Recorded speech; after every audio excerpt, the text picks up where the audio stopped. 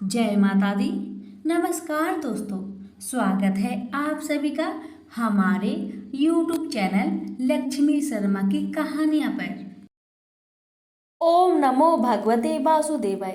प्रिय भक्तगणों, आज आप सभी श्रवण करेंगे श्रीमद् भगवत गीता पाठ 13वां अध्याय।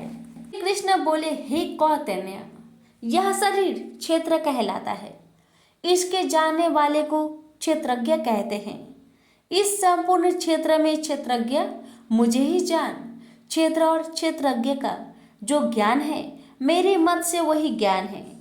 यह क्षेत्र कैसे करूं का रूप है, उसमें कौन कौन विकार होते हैं, उसकी उत्पत्ति किस प्रकार हुई है, क्षेत्रज्ञ का क्या प्रभाव है, इत्यादि बातों को संक्षेप में कहता हूँ, सुनो। एक ऋषियों ने अनेक प्रकार के छंदों में इसको बताया है। वेदों ने भी पृथक पृथक वर्णन किया है तथा हित वाले ब्रह्म सूत्र करके पदों से भी ज्ञान निश्चय किया गया है। पंच महाभूत, अहंकार, बुद्धि, अव्यक्त, प्रकृति, 10 इंद्रिया, मन तथा 5 इंद्रिया के विषय एवं इच्छा, देश, सुख दुख, संघात, चेतना, घृति तथा इनके समूह, संक्षेप में क्षेत्र क्षेत्रज्ञ के यही विकार है। मान एवं पाखंड से रहित अहिंसा, सहनशीलता, सरलता, गुरु सेवा, पवित्रता, अपने मन का संयम, इंद्रियों को विषय से विरक्त, अहंकार रहित और जन्म मृत्यु बुढ़ापा, रोग दुख आदि दोषों को देखना, पुत्र स्त्री गृह इत्यादि से आसक्त न करना तथा इनमें अपने को सुखी दुखी न मानना एवं इष्ट अनिष्ट की प्राप्ति में हर्ष विषाद रहित रहना, अनंत भाव से मेरी अनन्य भक्ति करना, एकांत में रहना, जन समूह में रहने से विराग, सदा स्मरण रखना कि मैं परमात्मा का ही अंश हूँ, ज्ञान प्राप्ति के उद्देश्य से मोक्ष को सबसे श्रेष्ठ मानना, इसे ही ज्ञान कहते हैं। अब ज्ञेय का स्वरूप वर्णन करते हैं। जिनको जानकर मनुष्य मोक्ष को प्राप्त होता है, वह आदि रहित बड़ों से बड़ा, अकथनीय होने से न सत्य ही कहा जाता है और न असत्य ही कहा जाता है। सब और उसके हाथ और चरण है, सब और नेत्र सिर और है। वही जगत में सबको घेरे हुए स्थित है। वह सब इंद्रियों के गुण का प्रकाश है, पर उनके कोई इंद्रिय नहीं है। जिसको किसी से आसक्त नहीं, पर जो सबका आधार है, जो स्वयं निर्गुण होने पर भी गुणों का भोक्ता है, जो भूतों के बाहर भीतर है तो भी चर और अचर है, जो अत्यंत सूक्ष्म होने के कारण जाना नहीं जाता, जो दूर भी है और निकट भी है, जिनके विभाग नहीं होने पर भी जो भिन्न भिन्न भूतों में समान विभक्त रहता है, समस्त भक्तों का पालन नाश और उत्पन्न करने वाला ज्ञेय वही है। वही अंधकार से परे ज्योतिष्मान पदार्थों को ज्योति देता है। जहाँ ज्ञान जानने योग पदार्थ ज्ञान के द्वारा जानने योग सबके हृदय में वास करता है। इस प्रकार क्षेत्र यज्ञ और ज्ञेय सबको संक्षेप में कहा। इसे जानकर मेरा भक्त मेरे पद के योग होता है। प्रकृति तथा पुरुष दोनों ही अनादि है। विकारों और गुणों की उत्पत्ति प्रकृति से हुई है। कार्य तथा कारण को प्रकृति उत्पन्न करती है। पुरुष तो सुख व दुखों का भोगता है। प्रकृति में पुरुष रहता है, प्रकृति के गुणों का उपयोग करता है, तदनुसार उत्तम व अधम योनियों में जन्म लेता है। इस प्रकार गुणों के साथ जो प्रकृति और पुरुष को जानता है, उसका रहन सहन चाहे जैसा हो, पूर्ण जन्म नहीं होता।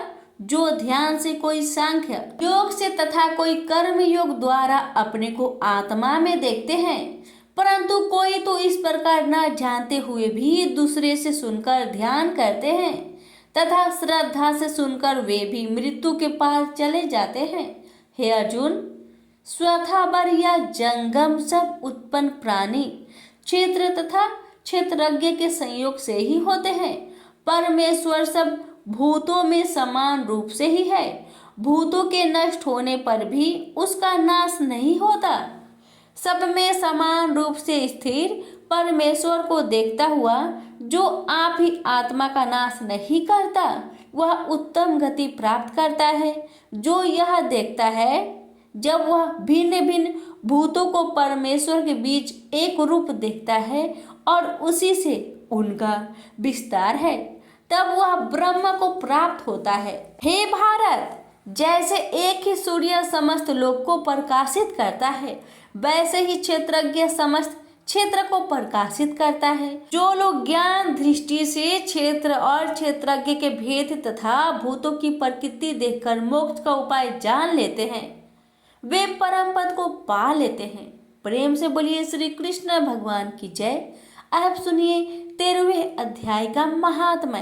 श्री नारायण जी बोले, हे लक्ष्मी, अब तुम 13वें अध्याय का महात्म्य सुनो। दक्षिण देश में एक हरि नामक नगर था। वह एक व्यभिचारिणी स्त्री रहती थी। एक दिन एक पुरुष से उसने वचन किया कि हम अमुक स्थान पर तेरे पास आऊंगी, तुम वहां चलो। वह पुरुष किसी अन्य स्थान पर चला गया और स्त्री उसे खोजते खोजते हैरान हो गई, पर वह पुरुष ना मिला। वह पुरुष भी भागता फिरे। वह गणिका घर पर उसकी राह देखने लगी।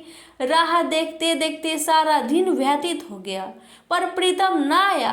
शाम हुआ तब वह प्रीतम का नाम ले लेकर पुकारने लगी। इतने में ही वह पुरुष मिल गया। दोनों बड़े प्रसन्न होकर बैठे कि इतने में एक शेर आया और गणिका को खा लिया। तब यमदूत गणिका को धर्मराज के पास ले गए। धर्मराज ने हुक्म दिया, इसको चांडाल का जन्म दे दो। श्री नारायण जी कहते हैं, लक्ष्मी उसने गणिका का देह त्याग चंडालनी का देह पाई। कई दिन पीछे एक दिन नर्मदा नदी के तट पर चली गई। वहां देखा कि एक साधु गीता के 13वें अध्याय का पाठ कर रहा है। उसे उसने सुन लिया। जब अध्याय सुनकर प्रसाद पाया तो तुरंत चंडालनी के प्राण छूट गए। वह देव देही पाई। आकाश से विमान आया, उस पर बैठ बैकुंठ को चली। तब उस साधु ने पूछा, अरे तूने कौन सा पुण्य किया जिसके करने से बैकुंठ को चली? चंडालनी ने कहा, हे संत जी, इस गीता के 13वें अध्याय के पाठ का श्रवण कर मैं बैकुंठ को चली। तत्पश्चात उसने पार्षदों से कहा, कोई ऐसा यत्न करो कि जिस सिंह ने मुझे पहले गणिका जन्म में खाया था उसको भी साथ ले चलो। फिर उसने उस साधु से प्रार्थना की, हे संत जी, गीता के एक श्लोक के पाठ का फल उस सिंह के निमित्त दे दो तो उसका भी उद्धार हो जाए।